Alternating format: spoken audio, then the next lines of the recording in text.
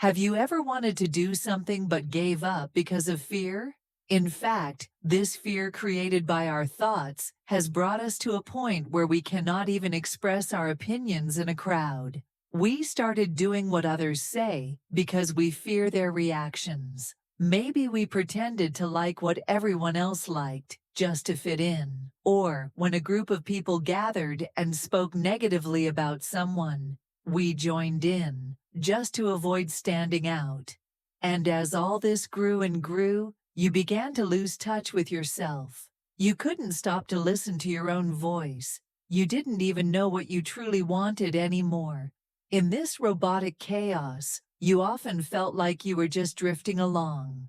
As an adult, maybe you wanted to apply for a new job but thought, what if they don't hire me? Maybe you wanted to step onto a stage but stopped because of the fear of embarrassment. So, is fear really our enemy, or is it actually a friend trying to keep us safe? Is fear a real danger standing in front of us, or is it an illusion we create and believe in? Today, we will talk about fear. We will understand it better and explore ways to manage it. Because fear is not a bad thing. It is actually a signal that guides us and sometimes even protects us. But how we interpret it makes all the difference. At this point, we need to develop awareness, one that allows us to stop and listen to our body's signals and analyze the thoughts in our mind. Definition of fear and its psychological explanation. Fear is one of the oldest and strongest reactions of our brain. It has helped us survive throughout evolution. Imagine if our ancestors had not feared the rustling of leaves in the forest,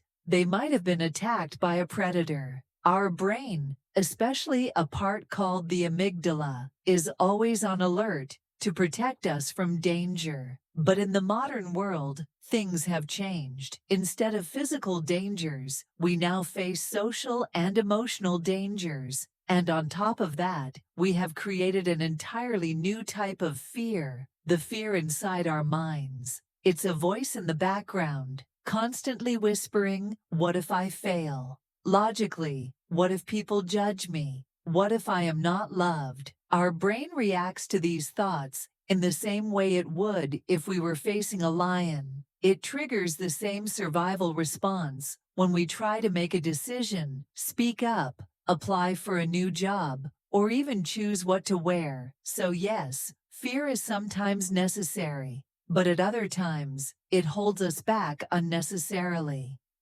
A story about overcoming fear. Let me explain with an example. When I was a child learning to swim, I was terrified of the water. I thought it would pull me down, that I wouldn't be able to breathe. My heart raced as if I was in real danger. But in reality, all I needed was to learn the right movements. Yet my brain told me to run away. This is the most basic function of fear. We fear the unknown because our brain doesn't want to take risks. If I had let fear win that day, I might have never learned to swim. But step by step, I got used to it. First, I put my feet in the water. Then, I walked in the shallow end. Later, I let myself float. And eventually, I learned how to swim. Life works the same way. If we don't take small steps into our fears, we will never overcome them. If you feel fear about something, maybe it's time to face it. How fear affects our daily lives. For many people, fear has become so strong that they avoid meeting new people, socializing, speaking up, or even leaving their homes. The weak, powerless, embarrassed version of ourselves that we create in our minds feels so real that it starts affecting our bodies physically. And without realizing it, we fight a battle against an illusion. So what should we do?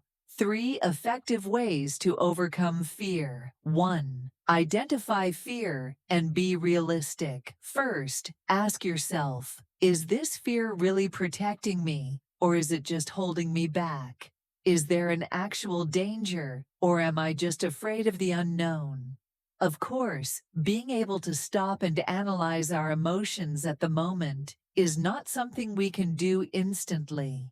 To do this, we need to calm the mind and body, to increase our level of awareness. The biggest mistake of humankind is impatience. Everything is happening too fast. We speak without thinking, and we are left with nothing but the emotions our words create. This is why we need to learn patience and stillness. If we want to be unaffected by people's words and judgments, we need to strengthen ourselves. The stronger your mental shield, the less anything can touch you. To do that, you must strengthen your mind. Breathing techniques, meditation, affirmations, whatever works for you, commit to it daily. Strengthen your soul so that you have control over your mind. 2. Make your fear tangible. Our mind loves to exaggerate things. It creates disaster scenarios that make situations seem far scarier than they actually are. Most of the time, we make our fears bigger in our heads.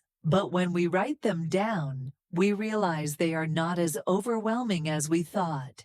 So, start by writing your fears on paper and reading them aloud. For example, if you write, "I'm afraid of failing," immediately ask yourself, will this failure really ruin me, or will it teach me something? To move forward, you must analyze yourself before you act. Every night, write down your emotions, your day, and your thoughts. Then, analyze them as if you were reading someone else's story. Face fear step by step. Confronting fear prevents it from controlling you, but you must do it gradually, step by step. For example, if you are afraid of public speaking, first practice in front of a mirror, then speak in front of a small group of friends, then in front of a larger audience. As you progress, step by step, your brain will adjust to the new situation. Our brain loves to imagine achieving great things instantly, but in reality, we reach success through small, consistent steps. So, don't rush. Take it slow, but make sure to keep moving forward.